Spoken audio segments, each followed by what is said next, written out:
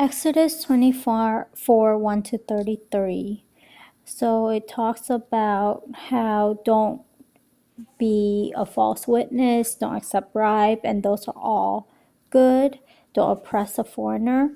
Then the Sabbath law that we should let the land rest on the seventh year, and on the seventh day we also need to rest, and so that the people and the animals that belong to us can have rest also. And what stood out to me was, do not invoke the name of other gods, and do not even let them be heard on your lips. So don't even speak about them. So speak about God only. Then they are to celebrate 3 annual festival. The festival of unleavened bread, where it's when they leave Egypt, and then the festival of the harvest, and the festival of the ingathering. And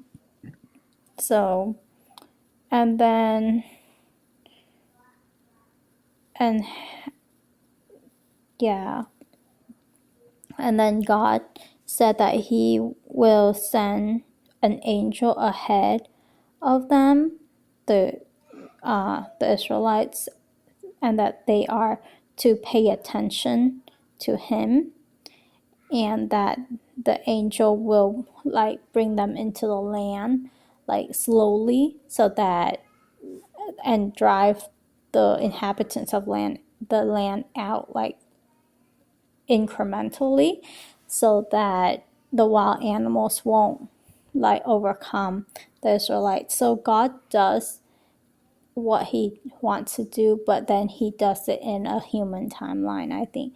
For example, he doesn't just I think at this point the Israelites are many in number, but not many enough, and he wants to see them multiply and occupy the land that he will give them. And so he does it incrementally. It's not like magic, like poof, and then here you are kind of thing. It's a balance between God's will, our will, and timing. So it's so interesting that if only the Israelite listen to God, then God will take away sickness from among them. None will miscarry or be barren and have a full lifespan. So God promised a lot of good things. Then he also said that he will bring a spirit of fear on the nations that they will encounter, so that he can drive them out. So he is fighting for them. And he said that don't worship their gods, because that will be a snare to them. And it later on in the Bible, we know that it is a snare for them, because they start to turn away from God and start to worship the gods that have eyes but can't see and ears that can't hear.